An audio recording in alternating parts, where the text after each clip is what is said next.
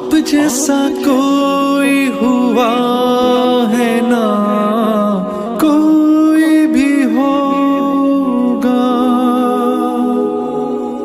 رب کے حبیب تیری ذات ہے مثالی، نبیوں کے نبی تیری شان ہے نرالی، میں تو امتی ہوں اے شاہ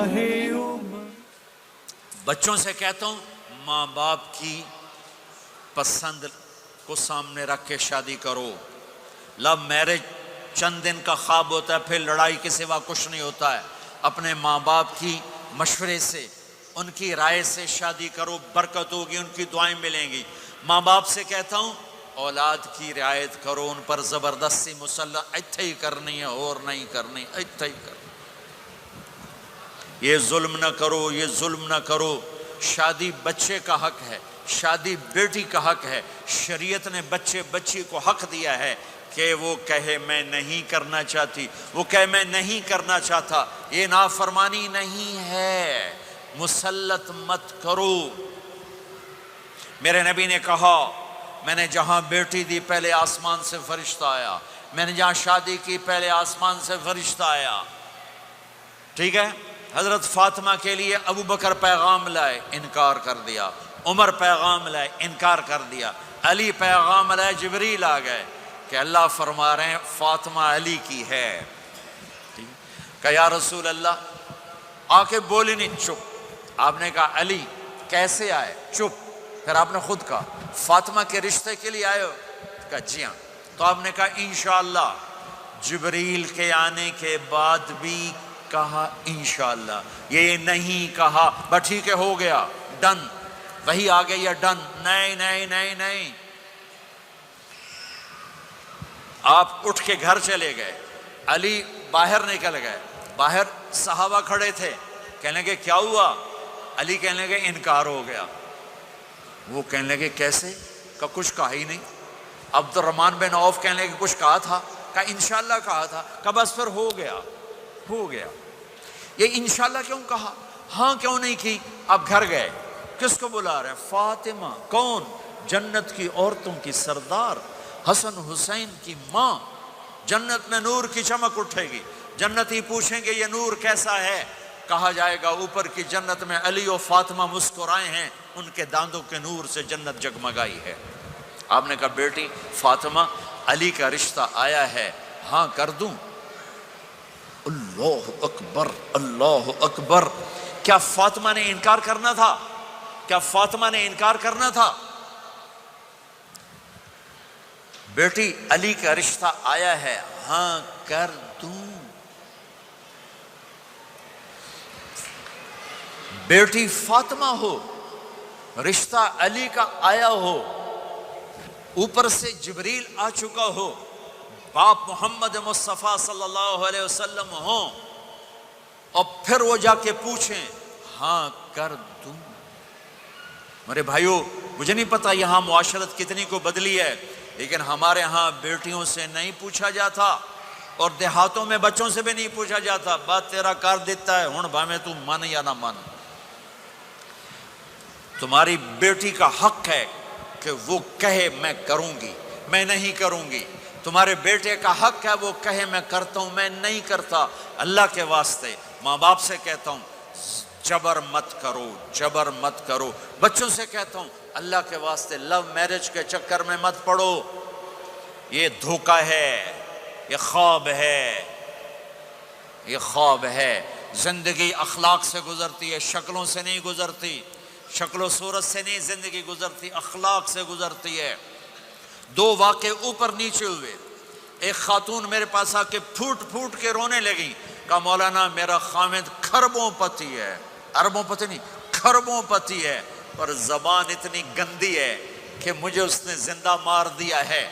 اور چند دن کے بعد ایک نوجوان ملا، کہا مولانا زندگی کی ہر دولت موجود ہے پر میری بیوی کی زبان بہت گندی ہے، میرا گھر برباد ہو کے رہ گیا ہے۔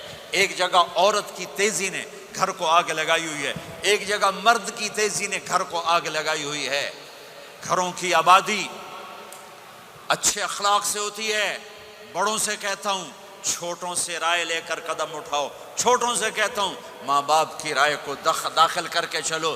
اگر دونوں میں اختلاف ہوتا ہے تو پھر تو ماں باپ سے کہتا ہوں اپنے بچوں کی رائے کو ترجیح دو. زندگی انہوں نے گزارنی ہے. یہ میرے نبی کی ایک پاکیزہ خوبصورت زندگی ہے.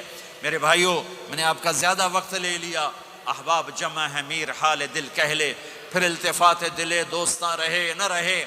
آپ ایک معاشرے میں رہتے ہیں، آپس میں لڑائیاں بھی ہوں گی، جھگڑے بھی ہوں گے، اور بہت سے ایسے ہوں گے عورت عورت سے نہیں بولتی، مرد مرد سے نہیں بولتا. ایک بات آپ سب سے کہتا ہوں، یہاں سے اٹھ کر سب ایک دوسرے کو جو لڑے ہوئے صلح کر لینا، ایک دوسرے کو معاف کر دینا، ایک دوسرے کے گلے لگ جانا، ایک دوسرے سے درگزر کا معاملہ کر دینا.